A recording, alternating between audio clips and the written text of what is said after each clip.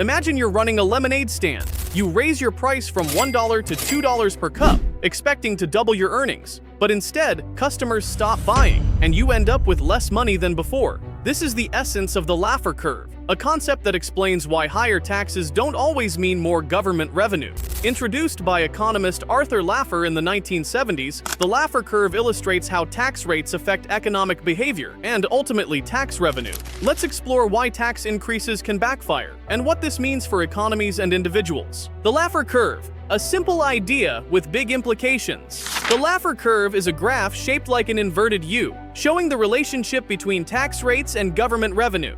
At a 0% tax rate, the government collects no revenue because no taxes are levied. At a 100% tax rate, revenue also drops to zero because people have no incentive to work if all their earnings are taken. Somewhere in between lies a sweet spot, a tax rate that maximizes revenue without stifling economic activity.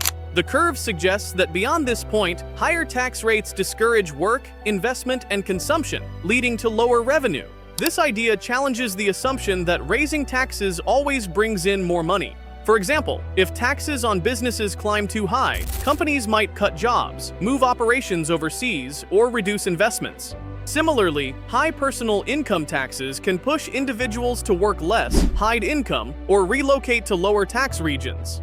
Historical examples of the Laffer Curve in action. History offers clear examples of the Laffer Curve at work. In the 1980s, President Ronald Reagan cut income tax rates in the United States, inspired by Laffer's ideas. The top marginal tax rate dropped from 70% to 50% and later to 28%. Critics predicted a collapse in government revenue, but instead, revenue from income taxes grew as the economy boomed. Lower taxes encouraged investment, job creation, and consumer spending, expanding the tax base. Between 1983 and 1989, federal tax revenue increased by about 20% in real terms. Contrast this with cases where high taxes backfired. In the 1970s, the United Kingdom imposed tax rates as high as 83% on top earners. Many wealthy individuals, including celebrities like the Rolling Stones, left the country to avoid taxes. This brain drain and capital flight reduced revenue and slowed economic growth. Similarly, in 2012, France introduced a 75% super tax on high earners. The result, thousands of wealthy citizens moved abroad, and the tax generated far less revenue than expected, leading to its repeal 2 years later. Why do tax increases backfire? Tax increases backfire because people respond to incentives. Higher taxes reduce the reward for working, saving, or investing, so people adjust their behavior.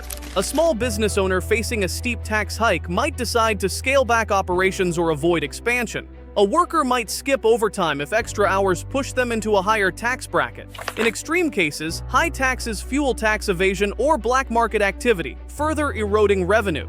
The Laffer Curve also highlights the role of economic context. In a sluggish economy, high taxes can deepen stagnation by discouraging spending and investment. Conversely, in a strong economy, moderate tax increases might not harm growth if people still feel incentivized to work. Implications for policy and everyday life.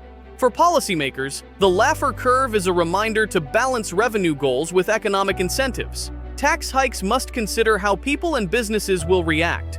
For everyday citizens, it's a call to understand how tax policies affect your wallet and opportunities. High taxes might fund public services, but if they choke off growth, everyone suffers from a weaker economy.